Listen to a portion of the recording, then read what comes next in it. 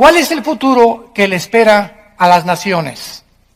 ¿Se podrá lograr la paz, la justicia y la prosperidad mediante las políticas y los tratados económicos de las diferentes naciones del mundo? Estas preguntas y muchas más son contestadas en este libro maravilloso de Daniel. Y veamos nosotros que en los próximos 6 capítulos que vamos a ir desarrollando, ya vimos el capítulo 1, la conferencia 1 y la 2, la 3 y la 4, podemos ir viendo el libro de Daniel de qué forma tan maravillosa se nos describe el futuro de la humanidad y lo que tenemos que atravesar antes de que Cristo regrese por segunda vez. Rápidamente, en el capítulo 1 se nos describe la invasión o el sitio contra Jerusalén por el rey Nabucodonosor. Nabucodonosor llega a Jerusalén, la sitia y se lleva cautivos a la mayoría de los judíos. Se quedan bastantes de ellos ahí en Jerusalén. Y entre estos judíos se encontraban 4 muchachos, que eran Daniel y sus 3 amigos. Al llegar a Babilonia, vemos el principio satánico, porque todo esto tiene un trasfondo espiritual. Toda la Biblia es de carácter espiritual, para mostrarnos el mundo que nos rodea, cómo afecta el mundo espiritual, el mundo físico. Y vemos el propósito satánico a través del rey Nabucodonosor, de que en el momento que llegan los jóvenes a Babilonia, se les quiere cambiar sus nombres, se les quiere cambiar su cultura, se les quiere cambiar sus ideas. ¿Por qué? Porque es el propósito del mundo que nos rodea. El mundo que nos rodea nos quiere robar nuestra identidad de hijos de Dios. El mundo que nos rodea no quiere que seamos diferentes a ellos. Y quiere decirte que tú eres también del montón y que somos de la borregada y que no tenemos ningún propósito, que no hay ninguna verdad absoluta, que todas las religiones llevan a Dios, etcétera, etcétera. Y vemos desde el principio de este maravilloso libro el propósito satánico de querer robarnos nuestra identidad, nuestras convicciones, el vocabulario que usamos como cristianos, la educación y las convicciones espirituales que debemos de tener como seguidores de Jesucristo. En segundo lugar, vemos nosotros que Daniel se rebela contra esto, cuando quieren que él participe y sus amigos de la comida y el vino del rey. Daniel inmediatamente demuestra convicciones. Y quiero decirles algo, creo que ya es el momento, santos de Dios, de que tengas convicciones. ¿Qué significa tener convicciones? Tener convicciones significa estar convencido interiormente de que voy a decidirme, si soy hombre, no voy a tocar a mi novia jamás, hasta que nos casemos. Voy a decidir como una muchacha que nadie me toque hasta que nos casemos. Y Señor, te lo prometo y quiero que tú me fortalezcas. Voy a tener convicciones de que solamente a mi esposa le voy a ser fiel.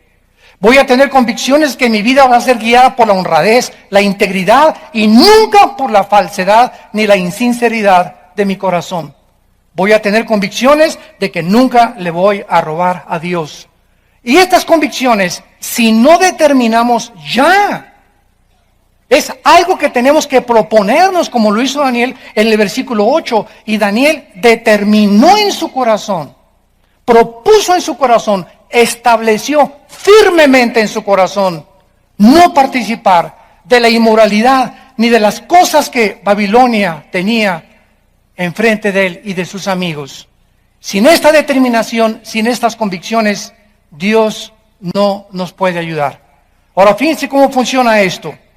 Por ejemplo, tú eres una persona que fumas.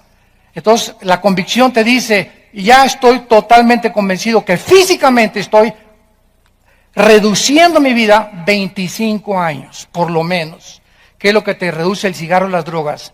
Y al estar convencido de esto, de que físicamente te estás autodestruyendo y además no puedo seguir sirviendo a Dios con nada que sea yo esclavo, porque Dios nos llamó a la libertad.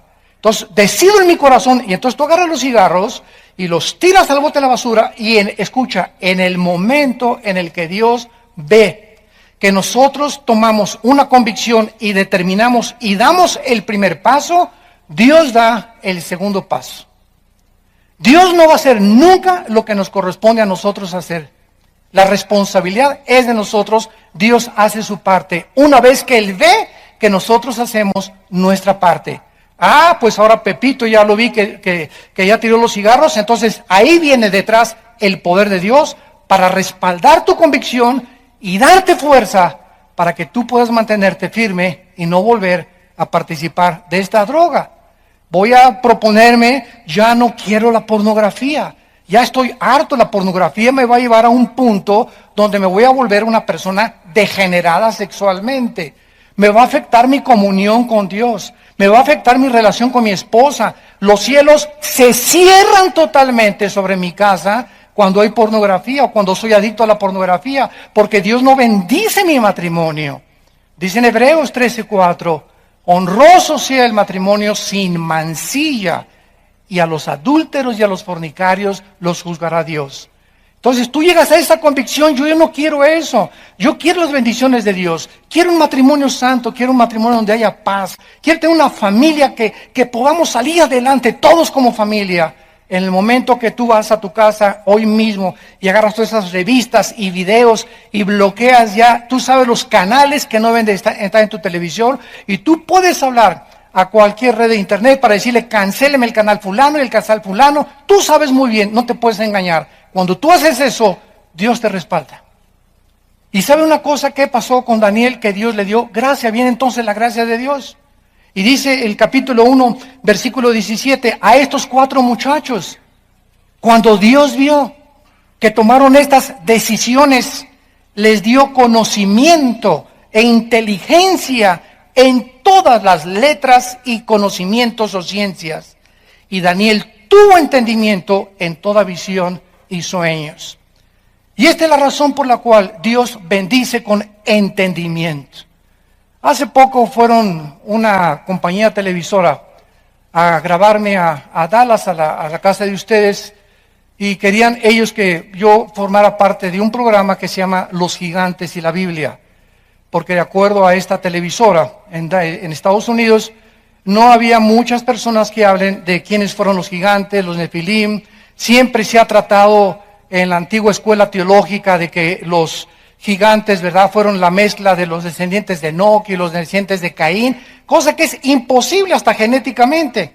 ¿Por qué? Porque todo el mundo decía cómo podían los ángeles caídos mezclarse con las humanas, y siempre sacan el versículo, ¿verdad?, del Nuevo Testamento que Cristo dijo, es que serán como los ángeles en el cielo que no se casan ni se dan en casamiento. Pero sin embargo la Biblia, como no es de interpretación privada, vamos a Judas, ¿verdad?, versículo 3 y 4, donde dice que los ángeles, está hablando de estos ángeles de Génesis 6, como los sodomitas, igual que ellos, se fueron en vicios en contra de naturaleza, tras carne extraña. Entonces, la forma como los ángeles se mezclaron con las mujeres en Génesis 6, no lo sabemos exactamente. Lo único que sabemos es que Satanás puede pervertir la genética humana, y lo logró. Entonces pudieron haberse metido en hombres, pudieron haberse, pudo haber habido una especie como de clonación hace miles de años. Algo sucedió que produjo seres monstruosos de 4 o 5 metros de estatura, con 12 dedos en las manos y 12 dedos en los pies, que poblaron la tierra durante 1000 años y se convirtieron en los enemigos del pueblo de Dios, porque cuando iban a entrar a Canaán, fueron los primeros que querían impedir que el pueblo de Dios se apropiara de las promesas de Dios. No hay duda que los gigantes eran obra de Satanás. Entonces hay mucha gente, ¿verdad?, que quiere saber y me mandan correos, oye, que esto y que el otro, por aquí por allá. ¿Por qué no tiene mucha gente, muchas veces, entendimiento la gente? Porque el entendimiento lo da Dios y el Espíritu Santo. Oye, ¿y por qué la predestinación? ¿Y por qué aquello? A esas personas hay que preguntarles, ¿tú ya tienes conocimiento de qué es la justificación, la gracia, los pactos, la santificación? ¿Conoces las doctrinas elementales de la Biblia? ¿Has estudiado el libro de Romanos, versículo por versículo, todos los 16 capítulos de Romanos? ¿Ya tienes un concepto adecuado entre el libro de los Hebreos y el Antiguo Testamento? Entonces no te quieras brincar al 5º o al 6º año de primaria cuando no sabes leer el abecedario. Pero así es como está el pueblo de Dios. Demandan preguntas, y a ver esto por qué, y a ver esto por aquello. Pero ellos no quieren pagar el precio de ellos discipularse. Quieren que un predicador les conteste todo, quieren saberlo todo, pero no se disipulan, no estudian sus Biblias en su casa privadamente, pero quieren todo a la maruch, quieren todo instantáneo, quieren todo a través de una palabra de profecía, quieren todo a través de una visión, de un sueño, o que se les aparezca Clodomiro en un buñuelo. Y finalmente vemos de qué forma, ¿verdad?, ante esta determinación de Daniel, él entra a formar parte del séquito de oficiales del rey Nabucodonosor. En el capítulo 3 vamos a ver de qué forma el imperio babilónico establece un estado totalitario. En el capítulo 4, Nabucodonosor se vuelve loco, el cual es un ejemplo de la locura a la que llegan todos los políticos y gobernantes del mundo cuando sacan a Dios de su ecuación. Todas estas enseñanzas espirituales tienen un significado profundo para el siglo XXI en el cual nosotros estamos viviendo. En el capítulo 5 se nos ofrece un retrato de los juicios futuros de Dios sobre un mundo desafiante como el rey Belsasar y la caída de Babilonia por medio de los persas. En el capítulo 6 el imperio persa quiere establecer la adoración imperial demandando la fidelidad del pueblo al Estado. El capítulo 7 es el retrato del último gobierno mundial, en el cual será establecido por el anticristo, pero destruido con la segunda venida de Jesucristo. Así a grandes rasgos, acabamos de compartirles los próximos 6 capítulos para que tengamos un panorama. Siempre es bueno tener un panorama de los libros, de los capítulos, como en Cinemascope, ¿verdad?, para poder entender ya después, analizar los versículos por versículos, de qué forma Dios nos quiere hablar. Muy bien, las profecías de Daniel, esto es muy importante. Las profecías de Daniel cubren un periodo de la historia que Cristo llamó en Lucas 21, versículo 24, el tiempo de los gentiles. Vamos a leer Lucas 21, 24 y dice así, es Jesucristo el que está hablando. Y caerán a filo de espada, y serán llevados cautivos a todas las naciones. Y Jerusalén será hollada por los gentiles hasta que los tiempos de los gentiles se cumplan. Todo estudiante de la Biblia y de teología tiene que tener claramente esta doctrina que se llama el tiempo de los gentiles. ¿Qué significa esto? Muy bien. Desde que Nabucodonosor entró aquí en el capítulo de Daniel, capítulo 1, y sitió la ciudad de Jerusalén, antes los judíos tenían libertad para adorar a Dios. En otras palabras, tenían su templo, el sacerdocio levítico, tenían sus ofrendas, tenían todas estas cosas que Dios les entregó al pueblo de Israel. En el momento en que el pueblo de Israel se rebela contra Dios y abandonan a Dios, Dios los abandona a ellos. Por ejemplo, dice vamos a ver en Segunda de Crónicas, capítulo 36, de qué forma se llevó a cabo todo lo que sucede en el libro de Daniel. Y Jehová, el Dios de sus padres, Segunda de Crónicas 36, versículo 15 en adelante, envió constantemente a palabra a ellos por medio de sus mensajeros, porque él tenía misericordia de su pueblo y de su habitación. Mas ellos hacían escarnio de los mensajeros de Dios, menospreciaban sus palabras, burlándose de sus profetas, hasta que subió la ira de Jehová contra su pueblo y no hubo ya remedio. Por lo cual trajo contra ellos al rey de los caldeos. Aquí se está describiendo la invasión de Jerusalén por el rey Nabucodonosor.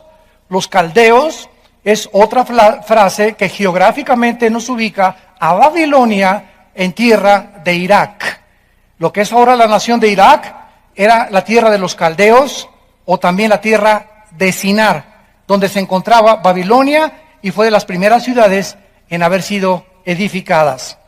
Y dice, trajo al rey de los caldeos contra ellos, que mató a espada a sus jóvenes. Vean, aquí se nos describe todo lo que hizo Nabucodonosor. En la casa de su santuario, sin perdonar joven ni doncella, anciano, ni decrépito, todos los entregó en sus manos. Asimismo, todos los utensilios de la casa de Dios, grandes y chicos, los tesoros de la casa de Jehová y los tesoros de la casa del rey y de sus príncipes, todo lo llevó a Babilonia. O sea, saqueó completamente Jerusalén. Y quemaron la casa de Dios. Y rompieron el muro de Jerusalén y consumieron a fuego todos sus palacios y destruyeron todos sus objetos deseables. Los que escaparon de la espada fueron llevados cautivos a Babilonia, y entre ellos estaba Daniel, como lo vamos a ver. Y fueron siervos de él y de sus hijos hasta que vino el reino de los persas, para que se cumpliera la palabra de Jehová por boca de Jeremías, hasta que la tierra hubo gozado de reposo, porque todo el tiempo de su asolamiento reposó hasta que los 70 años fueron cumplidos.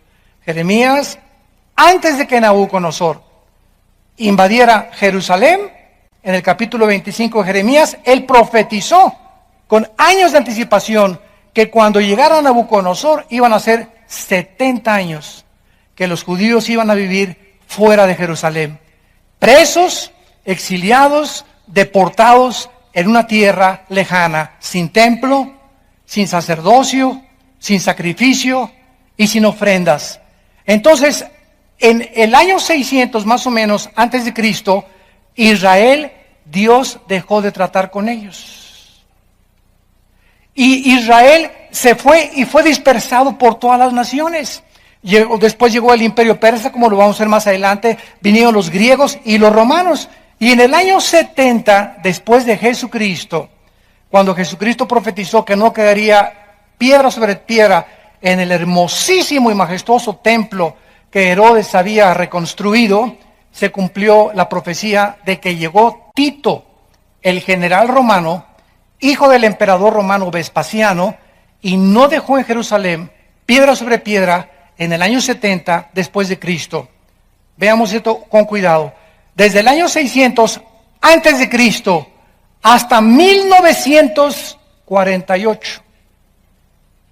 14 de mayo de 1948. Casi 2000 años Israel ha estado sin templo, sin sacrificios, sin sacerdocio, sin ofrendas, sin ciudad. En 1948, la Liga de las Naciones promulga el decreto que anteriormente había permitido la declaración de Balfour de Inglaterra, que regresaran los judíos después de que Hitler había asesinado a más de 6 millones de ellos. Entonces, en 1948, los judíos vuelven otra vez a la ciudad de Jerusalén. Sin embargo, son atacados otra vez en el 54, en el 67, en el 73, y hasta la fecha siguen ellos siendo completamente arrinconados y hostilizados por todas las naciones enemigas de su alrededor.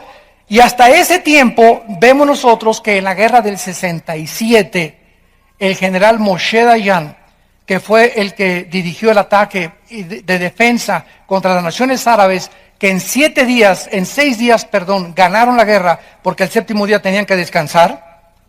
Esto fue hasta irónico la forma como ganaron en 6 días, del 1 de junio al 6 de junio del 67. Jerusalén fue reconquistado otra vez. Y entonces Moshe Dayan entra por primera vez y toda Jerusalén es de ellos otra vez.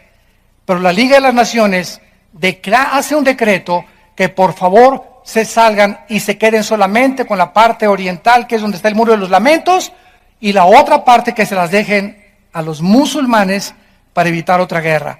Entonces, en 1967, el gobierno de Israel cede la mitad de la ciudad de Jerusalén. O sea, en resumen, hasta este momento, los judíos no tienen sacerdocio, no tienen sacrificios, no tienen ofrendas, no tienen un templo propio, porque el templo que era de ellos se encuentra exactamente debajo de lo que es actualmente la mezquita de Omar, o sea, la mezquita musulmana, que se le llama también la cúpula de la roca. Ahí se encuentra el templo que ahí quedó sepultado en el año 70 después de Cristo, cuando llegaron los romanos, y en el año 605 aproximadamente, el profeta musulmán llamado Omar fue el que construyó la mezquita esa dorada que se ve en Jerusalén, y la construyó exactamente donde fue sepultado el templo de los judíos. Entonces fue como una maldición que cayó sobre los judíos cuando gritaron a Cristo que su sangre, le dijeron a Pilato, que su sangre sea sobre nosotros. Se echaron la sangre del Mesías sobre sus vidas.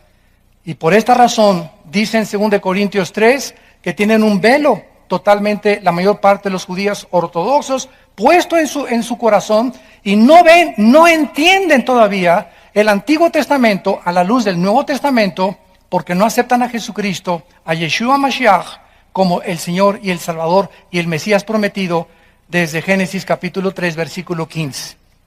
Entonces, todo esto es importante que nosotros podamos entenderlo para que podamos introducirnos a los libros de la Biblia y entenderlos. Y le rogamos a Dios siempre sabiduría y conocimiento, y Él la dará a todos aquellos que quieren proponer en su corazón no pecar. Y aunque sabemos, ¿verdad?, que es imposible que no pequemos, por lo menos luchamos todos los días contra el pecado. Si tú tienes una guerra espiritual ahorita y sientes angustia porque pecaste o porque hiciste esto, porque le permitiste a tu novio hacer ciertas cosas, o estás con un hombre que no es tu esposo, con una mujer que no es tu esposa, y tienes esta guerra en tu corazón, es la mejor señal de que eres hijo de Dios. Malo cuando te acuestas en tus pecados y ya tu conciencia no te molesta. Cuando somos hijos de Dios, vamos a vivir en guerra contra el pecado todos los días de nuestra vida. Muy bien, vamos ahora pues a pasar al capítulo 2 del libro de Daniel. Regresemos a este libro y vamos a ver en este libro que los imperios y las naciones, al igual que sus gobernantes, surgen y caen porque ninguna nación, ningún imperio, ningún político, ninguna persona déspota dura mucho tiempo. Nadie puede disfrutar la vida sin la gracia de Dios. Y este es lo que el rey Salomón trató de escribir en el libro de Eclesiastés.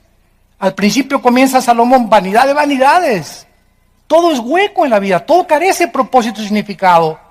Y en el capítulo 3 dice: dichoso el hombre a quien Dios le da la gracia para trabajar. En otras palabras, Dios nos creó con la habilidad de trabajar, porque Adán, antes de que viniera el pecado, ya trabajaba. Génesis 2 le dijo Dios: no va a estar una hamaca con un coco y con un agua de limón, Adán. Nos creó desde antes del pecado para que pudiéramos ser productivos. Por favor, entiende esto. Dios nos creó para ser productivos. Tenemos que producir.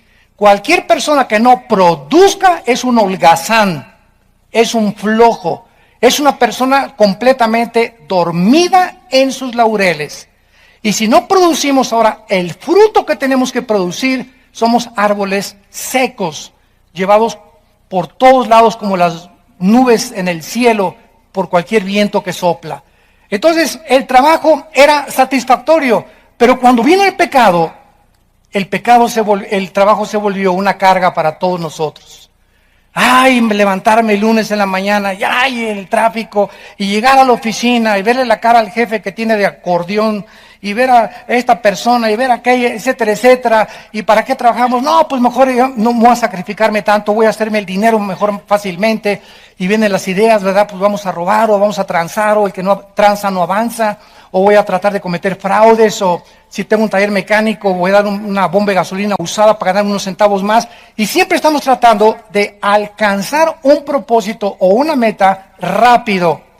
Y cuando venimos a la Biblia, Dios nos dice: irá andando y llorando el que lleva la preciosa semilla. El trabajar, pones tu puesto de tacos, el primer mes, tranquilo, poquitos pesos, vas recuperando tu dinero y vas caminando. Pasaron 1 año, 2 años, y si Dios ve que mantienes tu integridad en tu puesto de tacos, en tu taller mecánico, en tu tienda, en el oficio, como abogado, como doctor, lo que tú seas, y mantienes tus convicciones en tu corazón, Dios te bendice. Nunca antes. Tenemos que ser probados. Tenemos que ser probados. antes de que se abran las puertas de los cielos. Y Dios prueba la integridad, la sinceridad, la motivación por la cual le servimos. A nosotros los pastores, Dios nos prueba simplemente por el amor que les tengamos a ustedes. Un pastor que no ama sus ovejas, o una pastora o esposa de pastor que no ama las ovejas, está fuera de la gracia de Dios. Y podemos circular y podemos reírnos y todo, pero si Dios no ve que nosotros nos interesamos por su pueblo y vivimos por su pueblo, porque ese es nuestro llamado, entonces somos unos hipócritas. Y puedes tú tener 10,000 personas en tu iglesia o 30,000 personas, eso no importa. El Papa tiene más que tú. Las sectas tienen millones de personas que lo siguen. Jim Jones llegó a 1,500 personas. El hecho que haya miles de personas siguiendo a una persona no significa realmente que esa persona sea un ungido de Dios. Dios ve los corazones.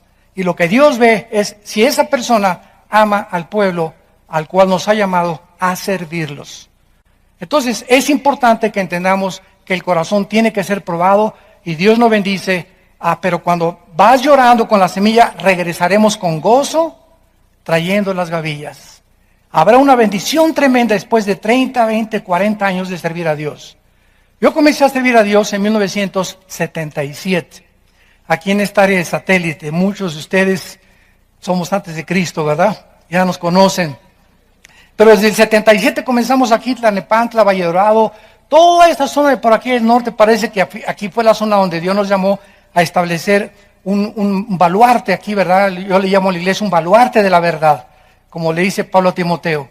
Y desde aquel entonces, me acuerdo, hasta 1988, pasaron más de 15 años que Dios no tenía coche. Y andaba en puras peceras, ¿verdad? En taxis por aquí, por allá, los estudios bíblicos. No teníamos nada, éramos pobres, ¿verdad? Teníamos apenas para comer, pero seguimos. La perseverancia es lo que Dios bendice. Y hasta 1986, 87, un señor de aquí, ¿verdad? Me reservo su nombre, nos regaló una combi por primera vez. Y comenzamos a comer ya bien, comenzaron a subir las ofrendas, etcétera, etcétera, pero nadie comienza arriba.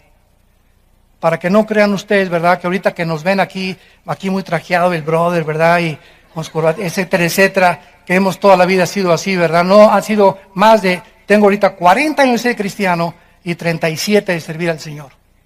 40 años que me convertí en el 74 y 37 años de servir a Cristo.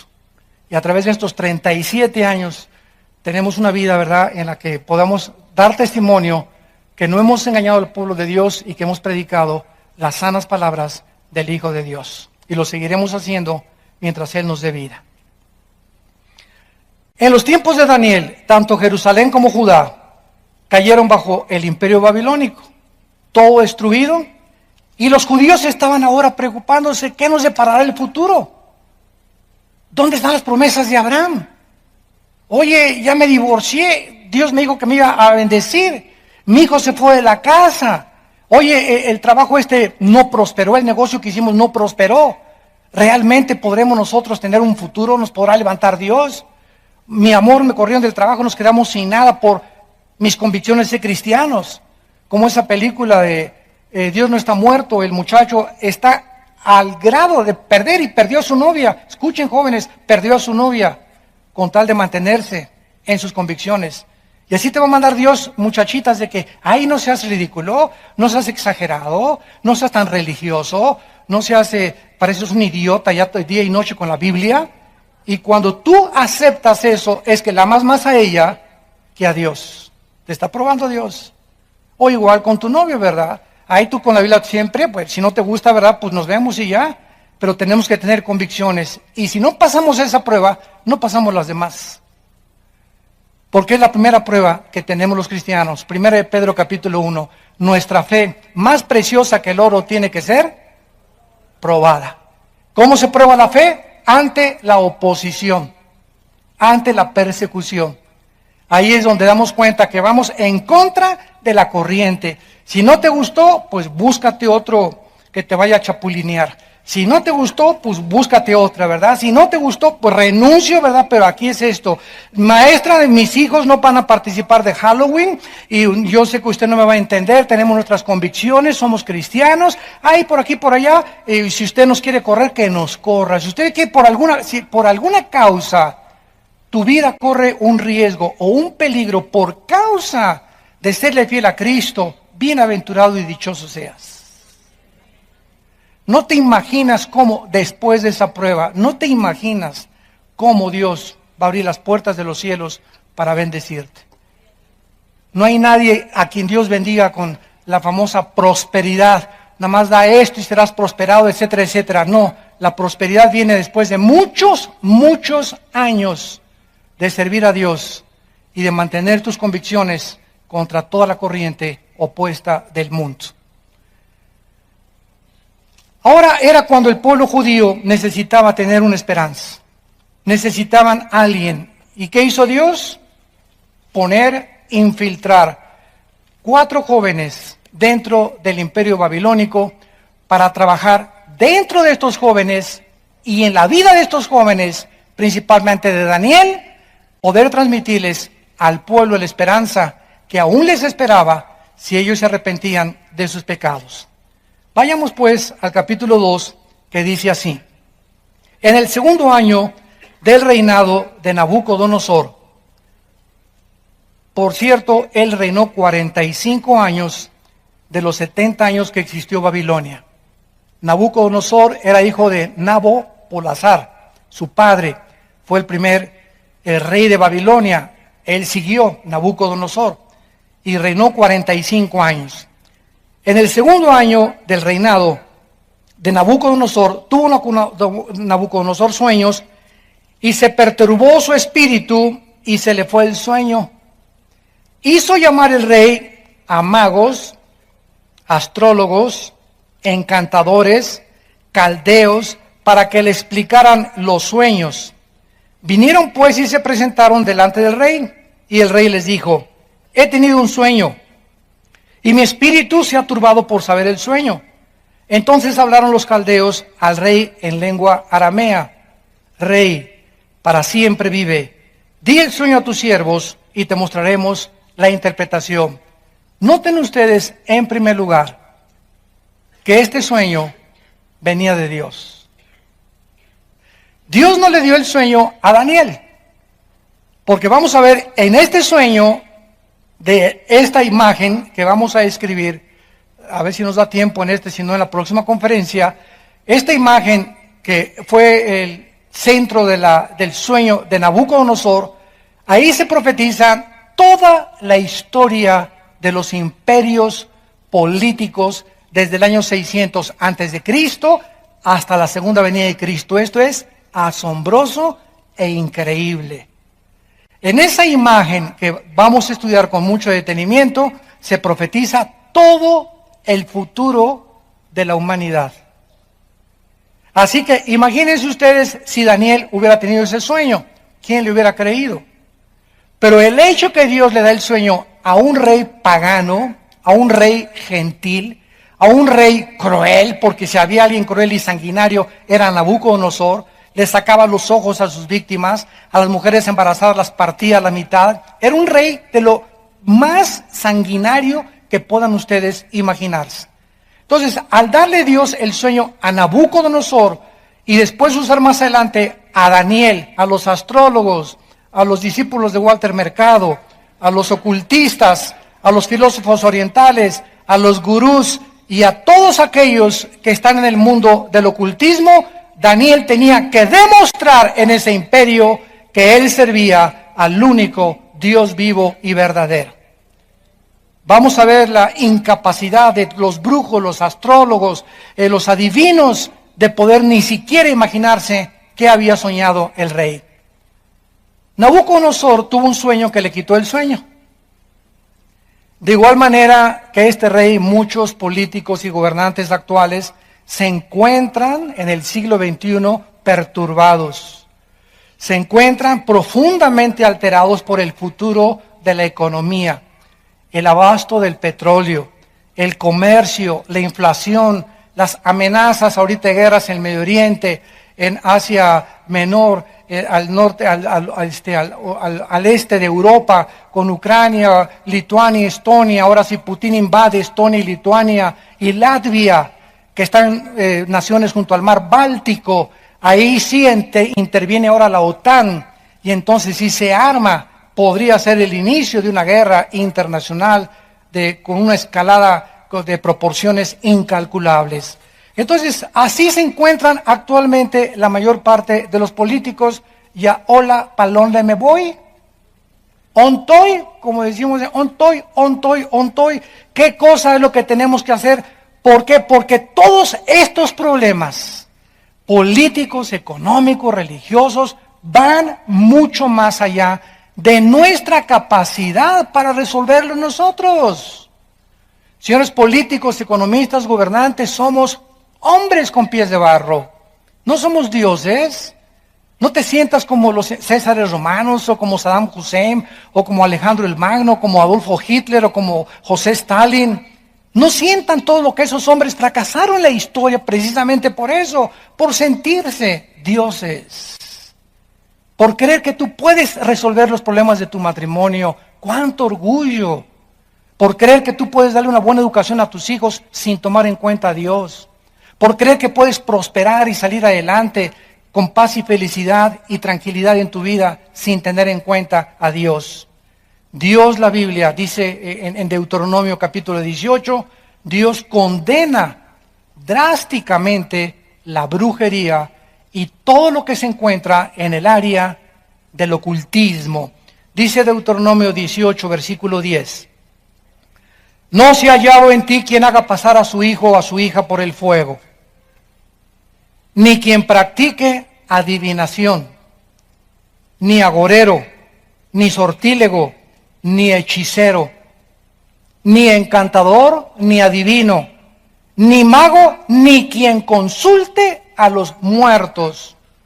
Para que pongan atención todos aquellos que dicen que tienen comunicación con los muertos y los que se ponen de intermediarios como mediums en las sesiones espiritistas. Estás pisando los terrenos del enemigo. Porque es abominación para con Jehová cualquiera que hace estas cosas, y por estas abominaciones Jehová tu Dios echa estas naciones de delante de ti. En el libro de Levítico, antes de Deuteronomio, dice la Biblia 2-3 libros antes, capítulo 19, Levítico, versículo 26, no comeréis cosa alguna con sangre, no sean agoreros ni adivinos. Versículo 31, no se vuelvan a los encantadores ni a los adivinos, no los consulten, contaminándose con ellos. Yo Jehová vuestro Dios. ¿Qué dice la Biblia? Una persona que va a que le lea la mano, que parece juego inocente, alguna fuerza espiritual se está moviendo en la persona que te está leyendo la mano. Llámale como tú le quieras llamar. Si vas a que te lean el café, o si vas a que te lean los horóscopos, o que saquen el hígado de un pollo y el ojo de un chivo para que te lean el futuro, cualquier persona que se involucre en este tipo de prácticas que parecen inocentes, hay energías que se vienen y que atraes sobre tu vida de maldiciones. Cualquiera que se atreva a jugar a la ouija, que porque por curiosidad, no es ninguna curiosidad ni ninguna cosa inocente, la tabla de la ouija es de lo más satánico que existe. Y si no, pregúntate tú en tu lógica elemental que tú tienes por nacimiento, ¿quién hace mover la ouija? ¿Cómo es posible? ¿Quién le da esos pensamientos? ¿Quién le da esa forma de responder? En ese momento te das cuenta, y si buscas en la historia, te metes a Google la historia de la ouija, te vas a dar cuenta, los resultados, o cuando se casaron tuvieron problemas gravísimos en su matrimonio de múltiples desórdenes de su personalidad. Esquizofrenia, paranoias, psicosis, manías depresivas, todas estas cosas que la psicología y psiquiatría clasifica como problemas mentales, no son mentales. son problemas espirituales que has atraído a tu vida por maldiciones de tu pasado. La Biblia prohíbe, y ahorita vemos qué increíble es que la mayor parte de los gobernantes en el mundo, europeos, sudamericanos, consultan a brujos. Se hacen baños con los brujos. Participan de los ritos o rituales de los brujos, de los astrólogos, sin darse cuenta de qué cosa están ellos participando y por qué a esos países les va como les va. Porque están en los terrenos del enemigo de Satanás. Llegaron los astrólogos y los magos y dice en el versículo 5, que el rey, cuando le dijeron los astrólogos y los magos, bueno, dinos qué soñaste. Qué fácil se la pusieron. Dinos el sueño. No, pues vi una estatua, etcétera, etcétera, y te vamos a dar la interpretación. Nabucodonosor sabía que si él les decía el sueño, iban a sacar una tontería. O sea, iban a decirle, esto es lo que significa, y él no iba a saber si realmente esa era la interpretación. O sea, iban a salir con algún chorizo, ¿verdad?, de ahí de Toluca. Entonces el rey les dice, ¿verdad?, no les voy a decir el sueño. Y los brujos y los astrólogos le rogaron, no, dinos primero el sueño y te lo interpretamos. No, yo quiero. Si ustedes dicen que en el mundo del ocultismo, en el mundo de la astrología, en el mundo de la brujería, es más grande y realmente conoce Satanás el futuro como lo debe conocer Dios, díganme ustedes de qué se trata. ¿Y saben ustedes que este es el desafío de la Biblia? Vean ustedes aquí en Isaías capítulo 44, Isaías 44, el desafío que Dios lanza al mundo. Versículo 6 al 8. Así dice Jehová, Rey de Israel y su Redentor. Isaías 44, 6. Jehová de los ejércitos, yo soy el primero y yo soy el postrero, y fuera de mí no hay Dios. Y vean ustedes la pregunta que hace Dios. ¿Y quién proclamará lo venidero? A ver, pregúntale a Walter Mercado, a los gurús que te pongan en orden la historia del mundo desde Adán hasta la segunda venida de Jesucristo. Consulta el Corán, consulta el Tripitaka de los Budas, consulta los Vedas de los persas, consulta los libros sabios de Confucio. Dice Dios, consulta los libros que tú quieras. No existe ningún libro que se considera sagrado que nos pueda poner en orden la historia del ser humano como lo hace la Biblia. Esto es más que una evidencia para aquellos que se dicen ateos o agnósticos o escépticos. Porque las evidencias aquí están, si hay un Dios, es lógico que Él es el único que puede poner en orden el futuro. Y decirnos qué va a pasar, y qué va a pasar, y qué va a pasar, y qué va a pasar, en el orden en que Él lo estableció, como fue el orden de estos imperios que sucedieron al reino babilónico y que designaron todas las cosas que iban a seguir después del reino de Babilonia a través de la historia del mundo. Y dice a continuación del versículo 7, y lo pondré en orden. ¿Quién dice Dios? Proclámalo y lo pone en orden delante de mí, como hago yo desde que establecí el pueblo antiguo. ¿Se acuerdan de Génesis? ¿Qué pasó desde Génesis?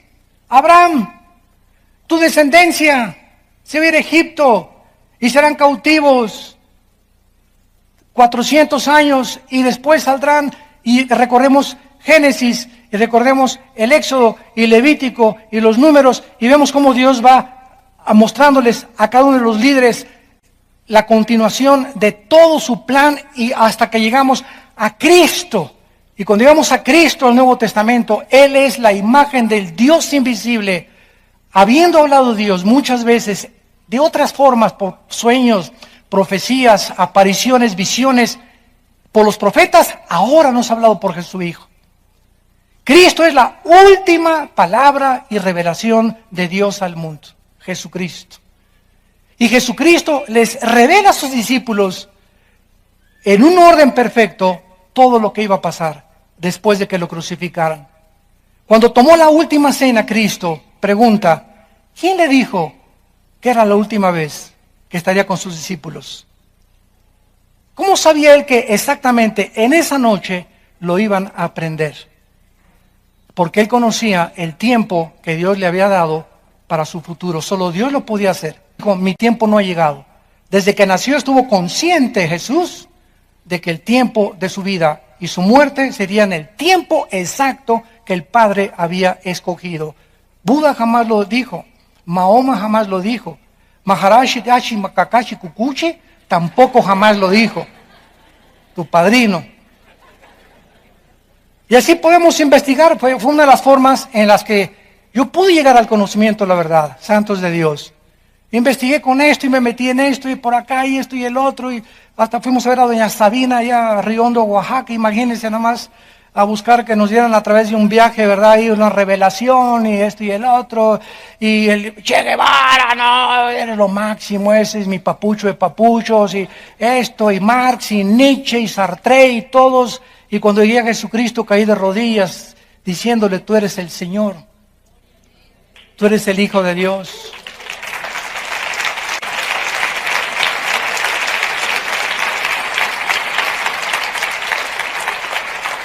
Y si no es Él, ¿quién es? Si no es Él, ¿quién es? Dime. Como decíamos allá en mi rancho, tráeme tu gallito Giro. ¿Quién es? ¿Quién es tu gallo? Dímelo. Dime. Al hombre que más admiras. Llámese ateo o no ateo, líder, dime y compáralo con Jesucristo.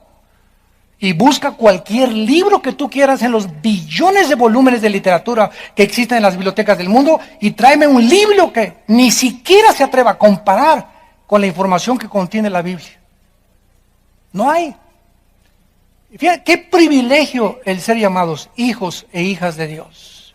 Qué privilegio. Y sigue el mundo igual que en tiempos de Daniel, con los astrólogos y con los horóscopos, y de una filosofía al otro lado, y la dianética, y la ciencia de la salud, y la nueva era, y ahora esto, y ahora la cabala, y por todos lados siguen surgiendo, y surgiendo, y surgiendo, y surgiendo, y sigue en el cielo la cruz diciendo, yo soy el camino, la verdad y la vida. Yo soy el camino, la verdad y la vida. No busques más. Si vienes a Jesucristo, has encontrado la razón de tu existencia y has llegado a la final de tu búsqueda. Todos estos brujos y astrólogos comenzaron a tratar de burlarse del rey. El rey se dio cuenta, pues era más inteligente que ellos. Reconocen su incapacidad. Dice el versículo 4 de Daniel, capítulo 2. Hablaron los caldeos al rey en lengua aramea. Rey, dinos el sueño y te mostraremos la interpretación. Versículo del 10 al 11. Los caldeos respondieron delante del rey, no hay hombre sobre la tierra, bueno, por lo menos reconocieron eso, que pueda declarar el asunto del rey. Además de esto, ningún rey, príncipe ni señor preguntó cosa semejante a ningún mago, ni astrólogo, ni caldeo. Y lo decimos y desafiamos con las mismas interrogantes al mundo. ¿Quién se puede atrever a decirnos de dónde venimos? ¿Quién se puede atrever a decirnos quiénes somos? Ahora han inventado hasta que somos una chispa que vino de un ADN de otra galaxia. En History Channel se está manejando esto. Impresionante. ¿Quién se puede atrever a decirnos hacia dónde se dirige el mundo? ¿Cuántas guerras faltan para que venga Jesucristo? No hay nadie, ningún hombre que pueda atreverse, más que la Biblia y sus profetas, que nos pueda decir exactamente quiénes somos, de dónde venimos, cuál es mi propósito, por qué nací, quién soy, de dónde vengo, hay vida después de la muerte. ¿Quién me lo puede decir? Más que Jesucristo que se levantó de los muertos a los 3 días. Qué maravilloso libro tenemos en nuestras manos. Y esto es precisamente el mensaje del cristianismo. Que Dios ha entrado a la dimensión visible y física para revelarnos, santos de Dios, lo espiritual y lo invisible. Dice Juan el Bautista en el capítulo 3 de San Juan, versículo 31 y 32. El que de arriba viene es sobre todos. El que es de la tierra es terrenal y cosas terrenales habla. El que viene del cielo es sobre todos. Y lo que vio y oyó, esto testifica y nadie recibe su testimonio. ¿Qué ironía del ser humano. Cuánta contradicción hay en nosotros. Increíble que le puedas creer más al Che Guevara, o a un astrólogo, o a un ateo, o a un pseudoastrofísico, ateo, agnóstico, o que le puedas creer a Buda. Increíble que le puedas creer a cualquier otra persona más que aquel que vino de arriba. Todos los seres humanos, dice la Biblia, excepto Jesucristo, nacimos aquí. Pero Cristo ya existía antes de que Él bajara del cielo. Entonces, si Él viene de arriba, y si queremos saber cosas que van más allá de nuestra capacidad, tenemos que tener una revelación que venga más allá de nosotros. Creador del mundo espiritual invisible que no podemos ver con nuestros ojos. Jesús baja de la dimensión invisible, espiritual, al mundo y nace de una virgen en un pesebre rodeado de animales. Dios es un Dios humilde, que se deja manosear por nosotros, que se deja que le chicoteen el cuerpo, que no responde en la cruz, que nos viene a enseñar las lecciones más grandes que existen de la moral y de la ética, que nos viene a mostrar que el camino de la victoria es el amor. Pero no el amor simplemente físico, ¿verdad? El amor que no pide nada a cambio. El amor que se entrega a los demás sin considerar a sí mismo su propia vida. Porque no hay mayor amor que el que da su vida por los amigos. Viene del cielo a mostrarnos que el Padre está interesado en tu vida, que Dios te ama y que hay cientos de dudas en el mundo que nos rodea y todavía las habrá, porque el día que alguien no tenga dudas, ya no necesita a Dios, porque ya eres Dios. Así que mientras seguimos el camino que estamos siguiendo hasta que Cristo venga, vamos a tener dudas y las vamos a encontrar dudas y las vamos a resolver, vamos a encontrar cosas que van más allá. Y nos vamos a pelear que esto y que el otro y por puntos de vista y perspectivas, pero podemos caminar con Cristo y llegar al conocimiento pleno de la verdad. Y esto es lo que Dios nos ofrece a través de su Hijo. Yo soy la resurrección y la vida, dijo Jesucristo. Y cualquiera de ustedes que cree en mí no se va a perder, sino tendrá la vida eterna. Nadie ha bajado del cielo más que el Hijo de Dios. Se encarnó en un hombre para mostrarnos cuál era el camino de la verdad, de la justicia y de la santidad. Y finalmente, vemos aquí en Daniel que ante la incompetencia de estos magos y astrólogos, el rey Nabucodonosor los condena a muerte. Y dice el versículo 12 del capítulo 2, por esto el rey, con ira y con gran enojo, mandó que matasen a todos los sabios de Babilonia. Y se publicó el edicto de que los sabios fueran llevados a la muerte, y buscaron a Daniel y a sus compañeros para matarlos. Y aquí vamos a ver después qué increíble el carácter de Daniel. ¿Se imagina a Daniel? Aleluya, gloria a Dios, que se los echen a todos. Y sin embargo, vamos a ver más adelante algo impresionante, que Daniel intercede ante el rey y él le dice, aquí voy a este es el sueño, rey, y con eso les perdona la vida a todos los brujos y a todos los astrólogos. Y durante todo el tiempo que Daniel pasó en Babilonia, les enseñó a muchos de estos sabios y astrólogos el camino de Dios. ¿Quiénes fueron los que siguieron la estrella de Belén cuando Cristo nació? Los famosos reyes magos, Melchor, Baltar y Balcazar, nada de eso. Ni San Clodomiro, ni San Perico de las Palotes, ni tampoco ni San Patricio. La Biblia no menciona nombres, ni que eran negro, ni blanco, ni amarillo. Menciona a 3 hombres que tenían conocimientos científicos, no de la astrología, sino de la astronomía. Estos hombres, perfectamente bien, guiados por esa estrella, eran sabios de Babilonia. Y ahora se comprueba que venían de Irak. Desde allá vinieron a Belén a descubrir al Hijo de Dios, quien les dio conocimiento cientos de años atrás, cuando Daniel vivió en Babilonia y rescató con su testimonio a la mayor parte de ellos. Padre, te damos gracias por tu palabra. Qué maravillosa es tu ley, Señor. Lámpara es a nuestros pies, lumbrera a nuestro camino. Oh Señor, guíanos conforme al camino de la justicia. Gracias porque tú eres un Dios santo y amas la santidad y vives en la luz. Tuya es la sabiduría y tuyo es el poder. Tuyo es el quitar reyes y poner reyes. Tú mudas los tiempos y las edades. Tú revelas lo profundo y lo escondido, y contigo mora la luz. A ti, Dios de nuestros padres, Abraham, Isaac y Jacob, te bendecimos por habernos regalado a tu santo Hijo Jesucristo, quien ha venido a iluminar nuestras vidas, a darle propósito y significado a nuestras vidas y a mostrarnos el camino de la verdad. En esta mañana Él les ofrece a muchos de ustedes que vengan a la cruz. Y si en esta mañana hay personas que quieran invitar a Cristo por primera vez, dile estas cosas en lo secreto de tu corazón. Señor, te pido perdón por mis pecados. Creo que en la cruz pagaste con tu sangre por ellos y que a los 3 días resucitaste de los muertos. Te pido que entres a mi vida como mi Señor y mi Salvador. Lávame con tu sangre preciosa. Quiero vivir para ti y conocer la verdad. En el nombre de Jesús.